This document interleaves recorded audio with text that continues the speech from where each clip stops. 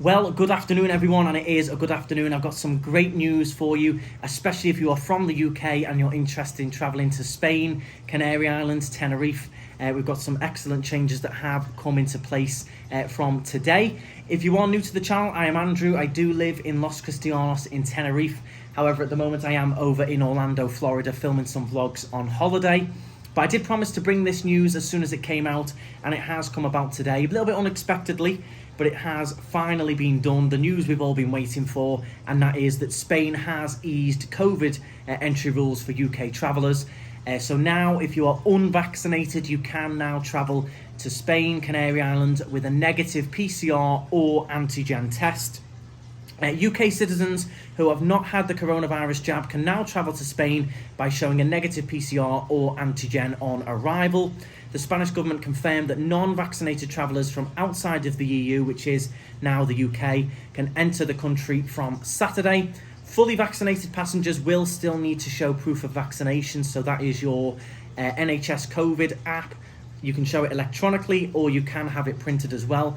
I do recommend printing it just in case you have any problems with your phone, but they do accept either way. So from 21st of May, all visitors entering Spain at air or sea borders, wherever they're travelling from, must provide one of the following certificates.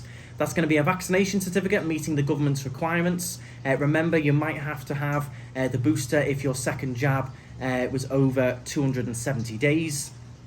A negative test result, PCR or antigen. I will mention which company I would recommend going for with those. I would go for the antigen, is a little bit cheaper than a PCR. Or you can enter with a certificate of recovery at least 11 days after testing positive. Remember, that's got to be a full recovery certificate with your name, the date you tested positive, the date you tested negative, etc. It's got to be an official recovery certificate. Spain accepts the UK proof of COVID-19 vaccination record either digitally or as a printed download. PCR tests must be carried out in 72 hours prior to departure to Spain, or an antigen test in 24 hours before departure.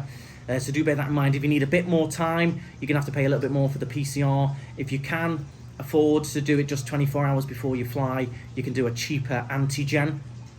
Proof of recovery certificates will be valid for 180 days from the date of the positive test. So bear in mind, they do expire as well. Children under the age of 12 are exempt from submitting any type of certificate. This is all on the bbc.co.uk website. I will leave the link to this article in the description. They have already updated the BOE, so all of this is now included. So basically, if you're not vaccinated or you can't be vaccinated, a lot of people have health conditions where they can't get a vaccine, you can now enter with a negative test. So absolutely great news. It's exactly what we were needed. I think personally it should have been done a few weeks ago, but it's finally been done. They did extend it until middle of June a few weeks ago, but that has now been lifted, which is brilliant. It does say here that the travel agents groups are describing it as very positive news ahead of the May half-term peak season. It's extremely positive for holidaymakers and the travel industry. However, it is disappointing that Spain has not gone further and removed the need for pre-arrival tests for unvaccinated travellers, given the minimal effect that these tests have for the public. So that is an interesting one. Do you think they should have lifted it completely, no tests at all? For example, when you fly into the UK, you've not got to have anything here. If you're unvaccinated, you will still need to do a test. But I think they're not hugely expensive. If you are desperate to get away, it's just going to be one of those things. But let me know your thoughts in the comments. Would you have got rid of tests completely, or is it better to keep tests in? At least you know if people are coming in, they've not tested positive anytime recently.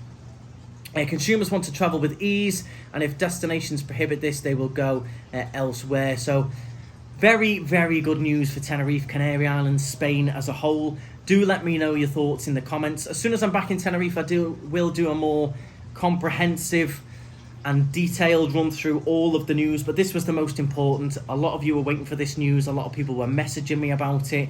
Can you do a little bit of an update? So there you go. Fantastic news. If you're traveling over, if you're vaccinated, no problem at all. Show your vaccine certificate. Do check the date of your second vaccine though. Make sure you don't require the booster, or if you have, make sure it's shown on your certificate. If you've got a recovery certificate, make sure that qualifies as well with your name, everything like that, and it has got an 180-day expiry on it. And if not, if you're not vaccinated, no problem, just go and get those tests. Now, test-wise, I did need one to fly over here to Orlando. In November, I got a PCR test. I did that with Randox at the Randox Centre in Liverpool. They're dotted all over the UK. I had a PCR test with them. This time, I didn't need to do a PCR, it was just an antigen. And again, I used Randox. They had the centre there in Liverpool. They've got them dotted in all the major city centres all over the UK. If you use the code FlyRyanair, you do get £5 off each test when you book it online. So for the test I had over here, the antigen, with that discount code, it worked out at £30 each. They were very, very professional. The results were emailed within an hour. All very legitimate on the email, very easy process, very friendly staff doing the swab as well. So they are who I would recommend for getting your test done. Let me know your thoughts in the comments. Let me know who you would recommend for your test as well. Personally, I prefer to avoid all that thing where you do it over a voice call and everything. I prefer to just go into a centre and they do it and it's job done. I'm not worried about getting a connection or missing my appointment on the phone and things like that. But let me know your thoughts in the comments. Fantastic news for Tenerife. If you're heading out there, have a fantastic time. I will be back very soon and I will do more of a detailed run through. But for now, that's the great news. If you're new to the channel, hit the subscribe button. There is loads of Tenerife videos on there. Plenty coming from here in Florida as well. And hit the thumbs up. Thank you very much for watching. Stride on.